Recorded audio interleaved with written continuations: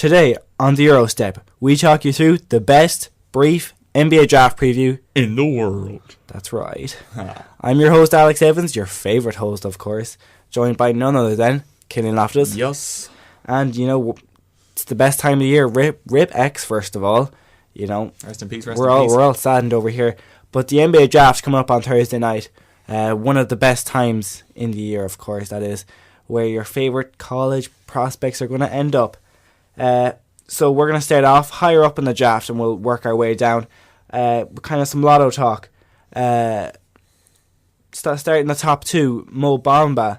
Potentially his draft stock has continued to rise, and some people even see him maybe potentially going number 2 to Sacramento. Yeah, it would be an absolutely perfect pick for them at number 2. Mo Bamba's an incredible player, we all know that. Incredibly long, we saw how fast he is as well, faster than Russell Westbrook, John Wall. And you know, he's very skilled as well. We've seen clips of him shooting threes, with his post moves like Joel Embiid. An absolute incredible pick. And for Sacramento, they need the best guy possible at number 2. They can't be taken based on need with the state of their franchise right now. They already have young big men like Harry Giles, Willie Cauley-Stein and Scala Bissiere, but that doesn't matter for them. Mo Bamba has more potential than the three of them combined. He's an absolutely incredible prospect, and he'd fit really well with, you know, De'Aaron Fox in that really young system. They'd be a great kind of big man point guard duo, and he's the guy they need. And very athletic and very quick. They get up the court. That's a scary fast break. De'Aaron Fox and faster Mo Bamba. than Russell Westbrook and De'Aaron Fox. That'd be some lob. Jeez. Killian had a slightly bold prediction off air. We're going to talk you through it. Number 4, Memphis Grizzlies taking Michael Porter Jr., the best wing in the draft, hands down. Well, Doncic, he's a point guard for me, so Porter is the best wing in the draft. You know, his season was kind of ruined by injuries in Missouri. He was, you know, easily a potential number 1 pick, could easily be the consensus number 1 pick right now if it wasn't for injuries. He's such a talented player, incredible scorer, and he's just extremely athletic, extremely long, athletic. He's an amazing player, very good prospect in the NBA. And looking at Memphis at number 4, they're pretty weak on the wing. You know, they have Chandler Parsons and Dylan Brooks, but Chandler Parsons he's not playing in Houston anymore, you know, let's come on. And Dylan Brooks, he's a good player, but he's not the star that Michael Porter Jr. has the potential to be. And you're looking at maybe kind of hometown connection as well for Michael Porter Jr. Memphis is pretty close to Porter's hometown, Missouri. He grew up there. He, you know, went to school there, went to college there, obviously. And there's a lot of Memphis fans in Missouri, so that could be a good pick for them in terms of kind of marketing and that kind of thing. And if they're looking at, you know, a player who can propel their franchise to the top of the NBA, they have to take Michael Porter Jr. with the number 4th pick. Yeah, you look like that Michael Porter Jr.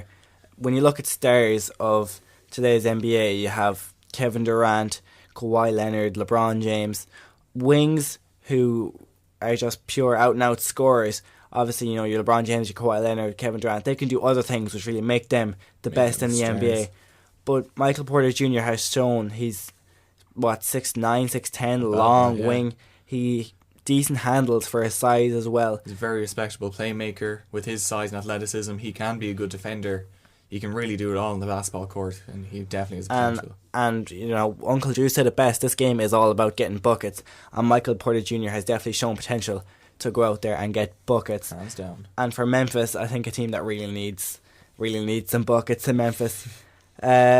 We saw last year in the NBA draft, there was a lot of talk about different star players getting traded around draft time. Obviously, there's been a few this year thrown out there, maybe the likes of Kawhi Leonard.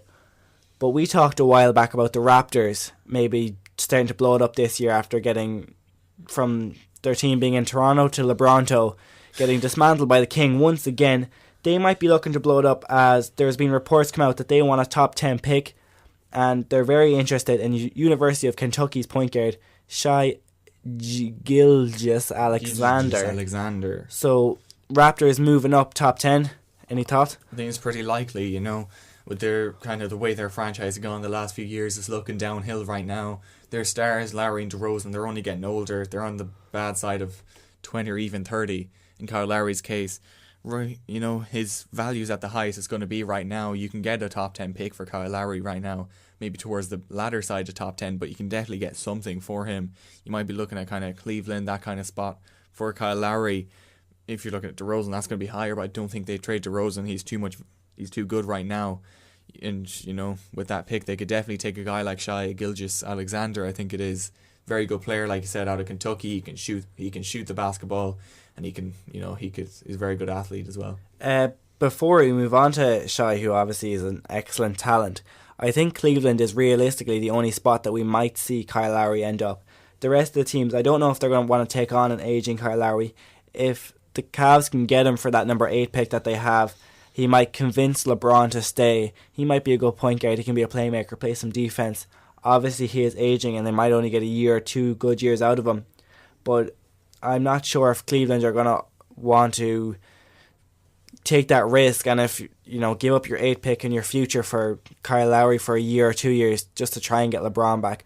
So I don't know how easy the Raptors are going to get a top 10 pick, especially in this year's draft. People aren't going to want to give up top 10 picks unless they're getting DeMar DeRozan back.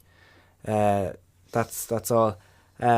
As we mentioned, Shai Gilgeous-Alexander, we've been talking a lot end of our shows last few weeks about some prospects in the lottery.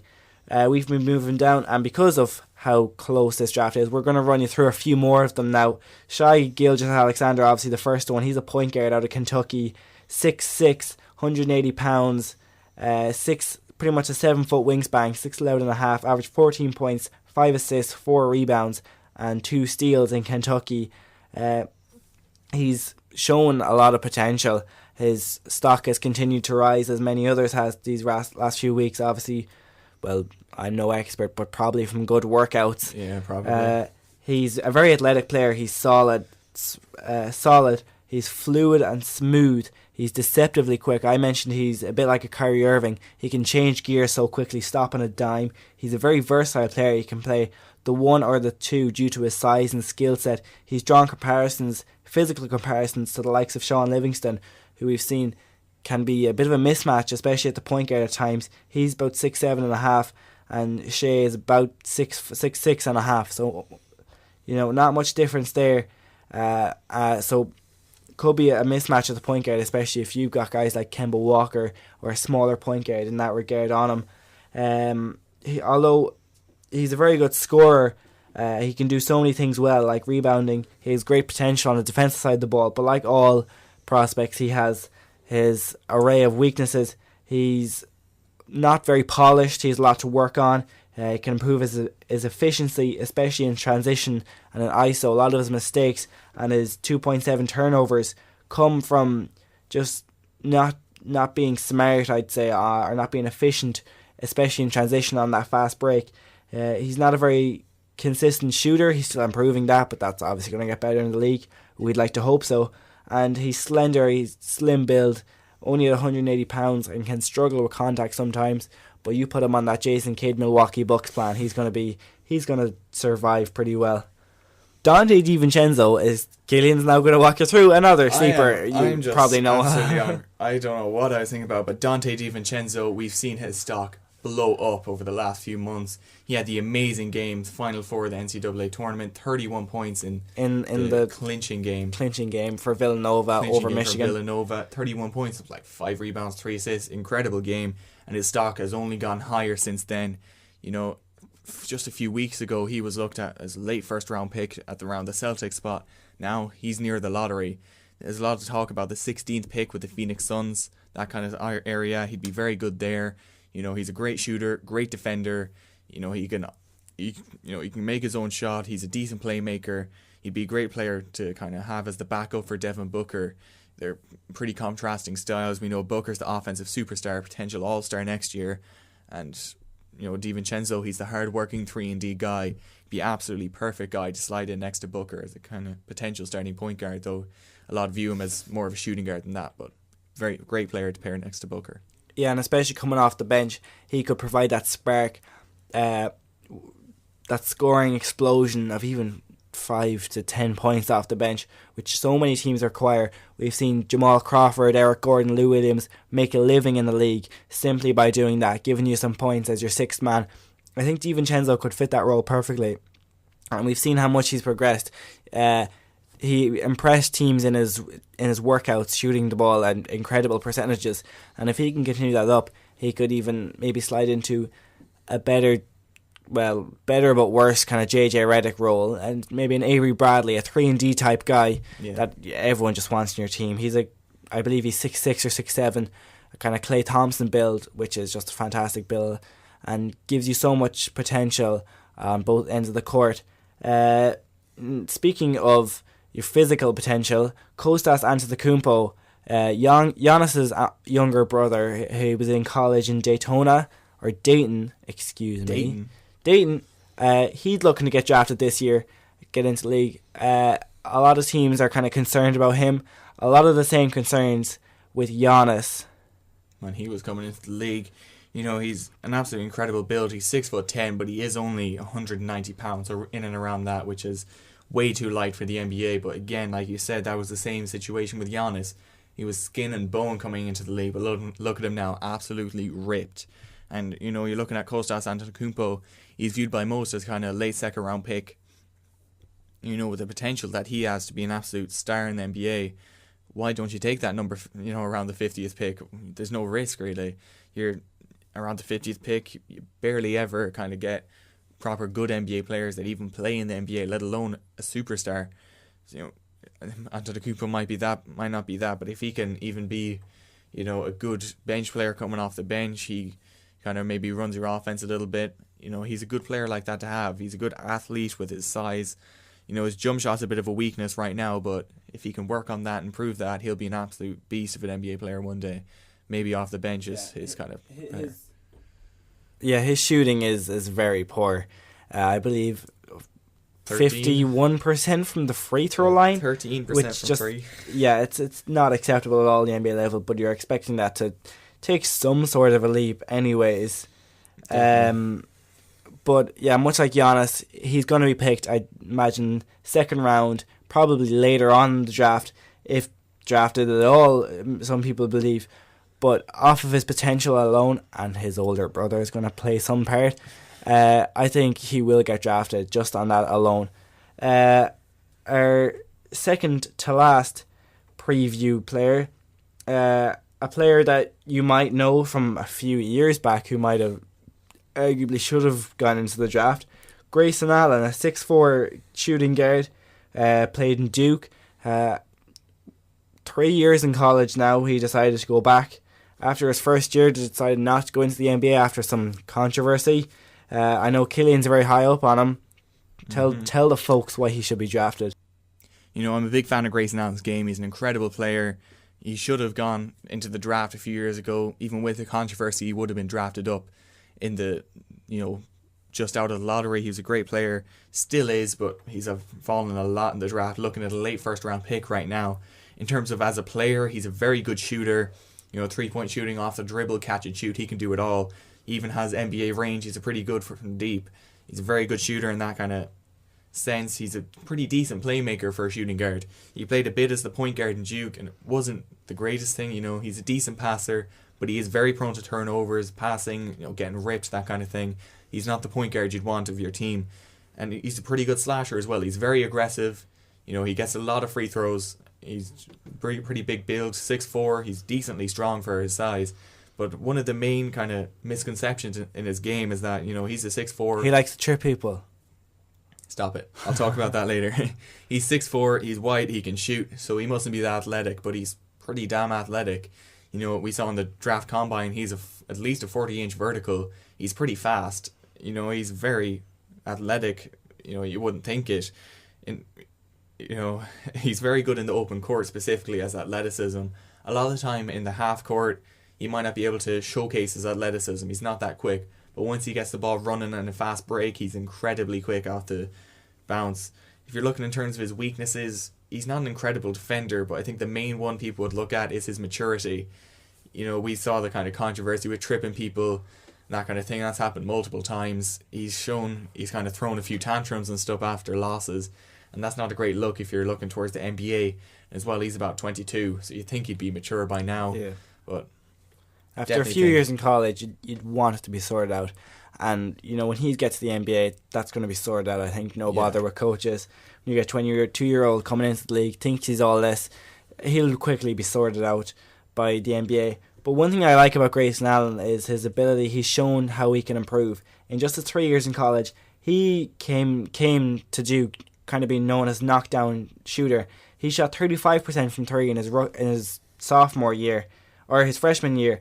And in his sophomore year, the year after, averaged 44% from 3. That's nearly a 10% increase in just one season on high volume as well, shooting a lot of them. I'm not sure exactly what the number he put up this year.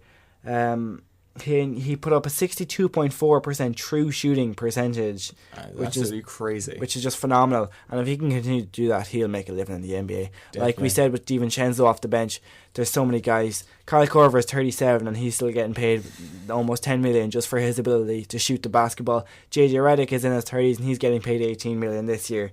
So, keep up your shooting and that's what can happen. Speaking of your shooting, you all know him, whether you love him or hate him.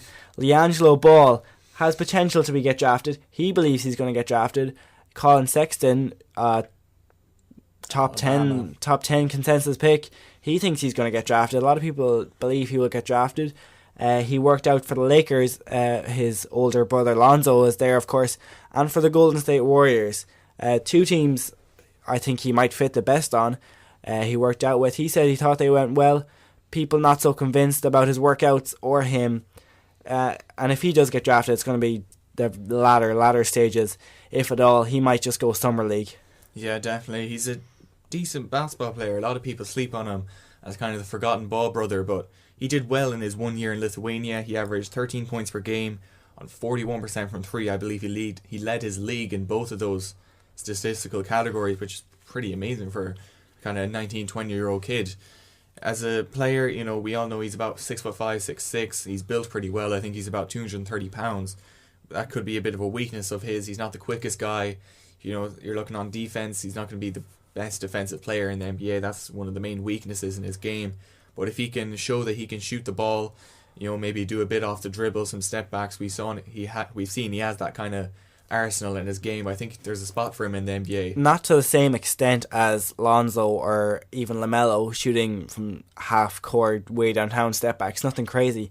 But LiAngelo has potential to be a knockdown catch and shoot. Yeah. He went off for I believe 72 points in his last year in Chino Hills, and that's just purely just shooting the basketball. I think he put up 15 or 16 threes or something. That's crazy. Just ridiculous numbers. He just continues that throughout high school. It wasn't fantastic in Europe, but you've got to put it in. He never got any time in college, and he was putting up against grown men in Lithuania who played tough basketball. I watched some of them games, and it's not the same way they played in Chino Hills. If he can get into an NBA offense, come off some flare screens, people might leave him open, especially in his rookie year. He can just come in and, like Grayson Allen, just show an ability to knock down a three-pointer. He will do it, and I think that's why he could make his living. Yeah, definitely. He's very efficient as well as a player. Definitely a spot for him in the NBA. Well, that just about wraps up our NBA draft preview. Make sure to tune in on Thursday. Thanks to CRC for the studio. Make sure to follow us on Twitter, Instagram, Facebook at Team Eurostep. Patreon, donate some money. Team Eurostep as well. That's always good for this fabulous draft preview. Just got in under 20 minutes. So, yeah, that's about all. Anything to add, Killian? Not at all. No, thanks. Make sure you look out for our new video, sometime soon. It's fantastic. Make sure you subscribe, comment, and tell a friend. Bye. Bye. Keep grinding.